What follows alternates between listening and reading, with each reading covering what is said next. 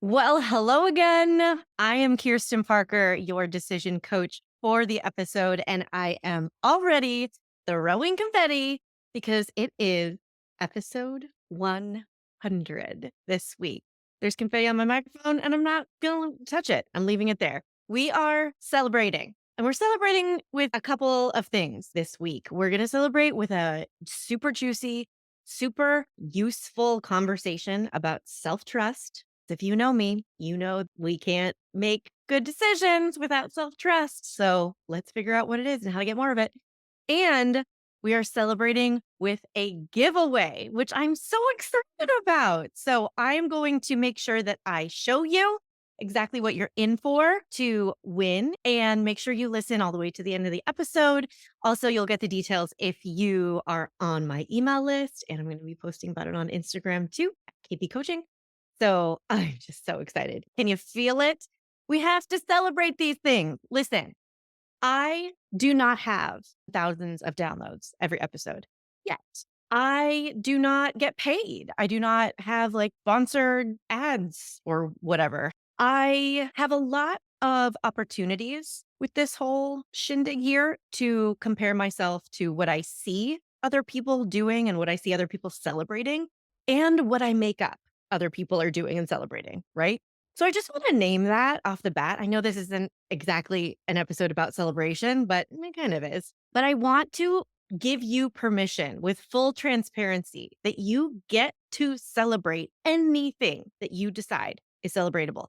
I'm deciding 100 episodes, celebratable. Even though my brain might be inclined to highlight things that are not celebratable. You don't have 1,000 downloads every week, or you don't have companies approaching you, offering to pay you to put ads on your podcast. Here's what I know. I have had people sign up to work with me because they find value in these little conversations that we have. I have had people tell me who may work with me someday, may never work with me. I may never meet them, but they've told me this podcast adds value to their life. And for me personally, it's been so helpful in helping me prove to myself that I can do stuff, which we're going to talk about today with self trust. And also, it's been so helpful in clarifying my own thoughts and getting clear on what I have to say. And it's made me have to get better at my job. And I think all of those things are so celebratable. So thank you for indulging me, for being willing to share some confetti moments throughout the episode. I am going to sprinkle in some celebrations as we go through our conversation today. And I'm going to start with this voice note that I got on Instagram. I was so beyond jazzed to hear from a podcast fan who was inclined to reach out and let me know. I just wanted to say I found your podcast a few weeks ago and I've listened to so many episodes. I cannot believe you're just about to hit your 100th. Congrats. Thank you.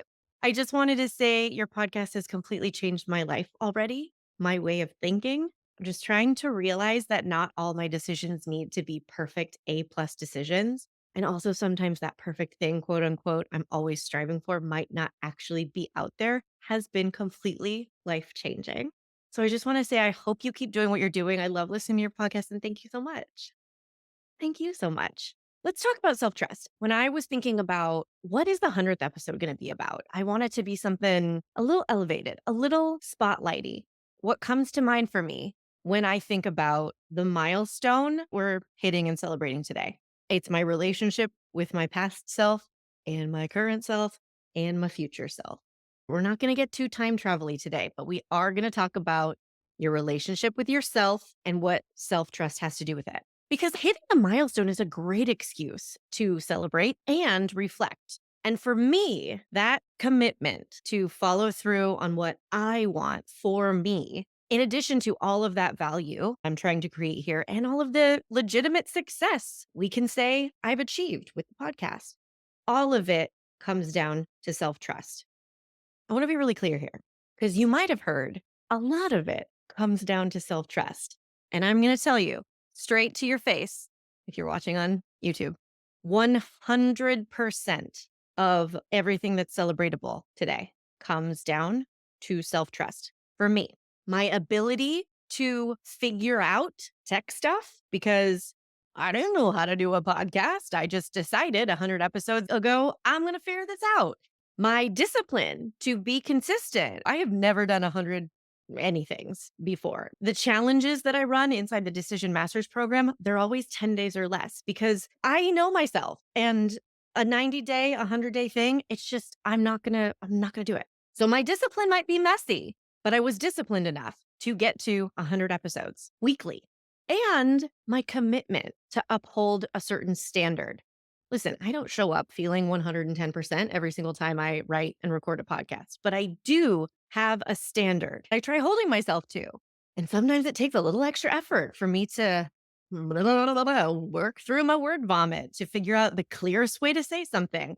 So my podcast doesn't work without any of this. My skills, my discipline, my commitment, and none of that exists without self trust, which makes it a non negotiable element of my experience. I literally can't show up to work and do my job without that foundational element in place. So it is imperative for my financial success, for my professional impact, that my self trust is on point. So I'm going to ask you some questions so that you can activate your self trust right here, right now. We're going to do it under 10 minutes, and you're going to keep doing this. You're going to put this stuff we talked about today in your back pocket, and you're going to keep doing it so that you can show up for yourself and have that foundational element in place for whatever you are taking on.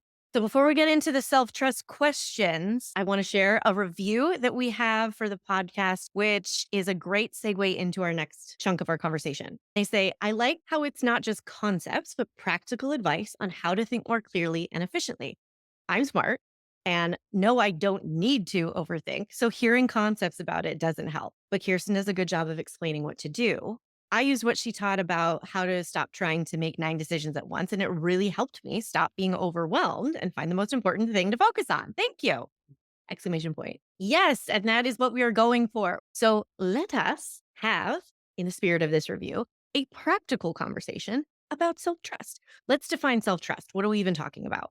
I think it's really important for you to take a second and think about, what does self-trust mean to me? If we don't define it, we run the risk of feeling like it's just an emotion that's going to come and go. Like it's either here and we woke up with it and we feel self-trusting today, or we don't. We feel the absence of self-trust, and we don't feel like we have a reliable way of gauging our self-trust and cultivating more of it. So I'm going to give you my definition. You are free to make up your own. My definition of self-trust is an awareness and a cultivation of your resilience and your resourcefulness.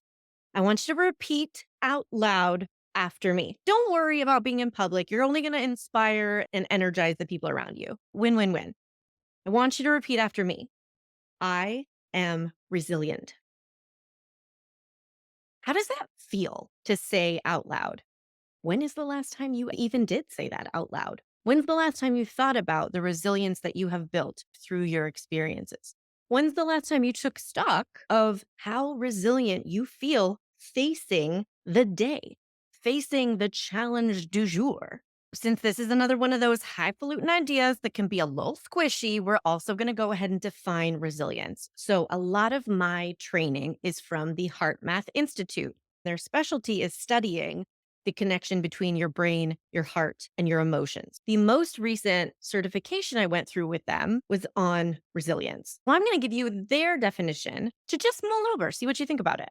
The Heart Math Institute defines resilience as the capacity to prepare for, recover from, and adapt in the face of stress, challenge, or adversity. Take that definition in for a second. Take those ideas in.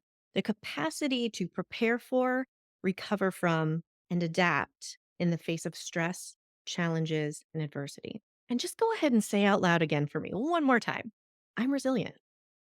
Add a little AF if you need to for an extra boost, for some extra zing. I do that all the time. I am resilient. AF.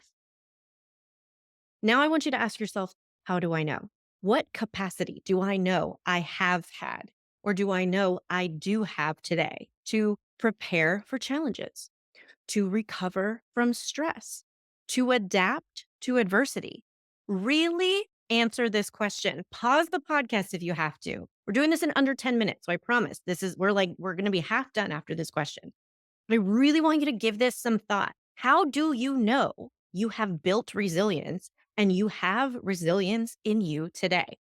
Tell yourself the answers and don't let your negativity bias or comparison answer. Remember what I said about the many ways I could view this 100th episode? How my negativity bias could probably highlight a bunch of stuff we don't have, or my comparison brain could probably highlight a bunch of things that we think we are missing or behind in. Really give yourself credit for what you have achieved and what you have survived. Pause if you need to think about it. We're going to keep going with the questions. Next, I want you to say this out loud. This is the last one, I promise. Have fun with it. Inspire those around you. Say it out loud in your car. I am resourceful. Add an AF if you need to for a little sparkle. I am resourceful AF. And now I want you to answer the question, how do you know? Have you figured out everything you've needed to figure out? Trick question, because yes, I want you to know this. You can just decide here and now today that if you didn't figure something out, you didn't need to. You're still standing, right? I can hear the tiny beginning of an argument trying to bubble up in your brain saying, no, I never figured that out, or I never finished that, or that was a giant problem that was just a failure and a mistake. I want you to take a deep breath and I want you to recognize that you are standing. You have made it to today. So whatever you didn't figure out, according to you, in the past, you didn't need to. We're not asking, did you do everything perfectly in your life? Did you do the A plus perfect version of everything that you've ever attempted? Why would we ask that? That's a ridiculous question. No one has ever done that in the history of humaning. We are asking you to tell a very specific version of the story of how you got here today. Just run your mind through your life real quick and tell yourself the version of the story in which you are the hero, in which you figured things out. You solved every problem you needed to. So just like you gave yourself credit for all of the resilience you have built, everything that you have succeeded, everything that you have adapted to, everything that you have survived, I want you to give yourself credit, pause if you need to, for everything that you have figured out and solved and made better. Resourcefulness isn't just about problem solving, right? Resourcefulness is how can I maximize this opportunity? How can I create something from nothing? It's about expansion as much as problem solving. So give yourself a minute to be honest about that. This, my friend, is what activating your awareness of your self-trust feels like. Literally what we just did, less than 10 minutes. Consciously thinking through the fact that you are resilient and resourceful AF. You've survived every challenge you've experienced.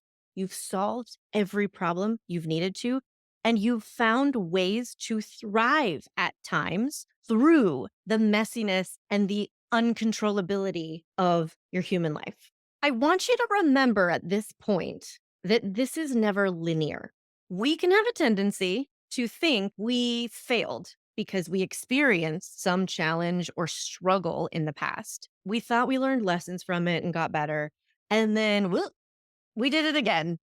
Something was hard again. We approached something imperfectly again. And we can want to give ourselves a bad grade. I want you to imagine for a minute getting good at surfing. I don't actually know a lot of surfers. One of my clients was actually a surfer and she was a freaking badass. She would tell me stories about it all the time. And I love surfing metaphors. So I was like, great, you get it. Tell me if I'm saying anything super inaccurate. But think about learning how to surf. You start out literally not knowing anything. Like, where do I even put my hands? What's happening? Where is gravity? Like, what? But the more you surf, you get better at it, right? You build skill, you build strength, you build mental habits for what to pay attention to, you build muscle memory. That doesn't mean you only ever get better and better and better at surfing. You don't start off bad and then every single day you surf after that, you only get better. It's not linear in that way. You still have days where your energy is off. You still have days you're missing some of the confidence that you had last week. You still have days where you feel great and you get into the ocean and the ocean is having a day, apparently. So you're like, whoa, okay, the waves are a bit spicy this afternoon. Okay, this is harder than I thought. You keep changing, and the weather and the water keep changing, but it doesn't take away from the skill you have built. It doesn't take away from the internal strength and experience that cannot be taken away from you. This is how I want you to think about your resilience and your resourcefulness that you've built over the course of your life and you are continuing to cultivate right now. It was never supposed to be linear. You were never supposed to learn a lesson once and never make the same mistake, quote unquote, again. You were never supposed to encounter a problem or attempt a thing out of your comfort zone one time and then never ever struggle with it again. So don't cheat yourself out of giving yourself the credit you deserve for what you have achieved, survived, and even thrived in. Okay. Now, my definition of self trust, to remind you, is an awareness and a cultivation of your resilience and your resourcefulness. So we activated your awareness, and to cultivate it, we just need you to believe yourself. We need you to commit right now to believing I'm going to be able to survive whatever this next challenge is. I'm going to be able to figure anything out that I need to figure out. I'm going to solve every problem I need to. I am going to take care of myself through whatever's coming down the pike. I've got me. I trust me. You could do this facing a specific challenge or just right now in the middle of your day outside of any stressful experience. It's actually quite useful to do it in both situations. But that commitment moment is you cultivating your self trust. I don't know if you can see what my hands are doing. It looks like I'm kneading a sourdough loaf and I don't know why. But this is how you do it. This is how you cultivate self trust, and it can be quick. What I want you to notice is it doesn't involve any element of proving to yourself that you can do a thing or you're good enough or you stuck to your word. The proof is in the results you create from the actions you take that are fueled by self trust. And a big mistake I see people making is waiting to trust themselves until they have the evidence that they can be true to their word, or they'll follow through on what they said, or they're going to be as good at something as they thought, or they're going to get as good at something as they hope.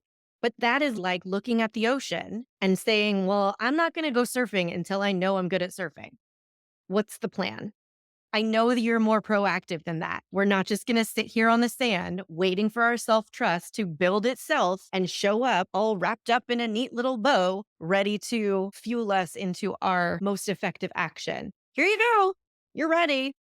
Now you can go start your business or quit your job or meet the love of your life or take this life changing trip or write the book or go to the networking event or say out loud a scary thing you're going to do.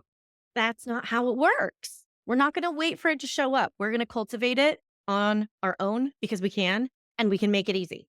Okay, we're going to celebrate with one more podcast review right now. I want to share from Vivian. I was just a guest on her podcast for the second time, and I'm hoping to get her on to this podcast. She's amazing. And she said, Kirsten brings clarity and candor to decision making. Love how she breaks concepts down and the real life examples.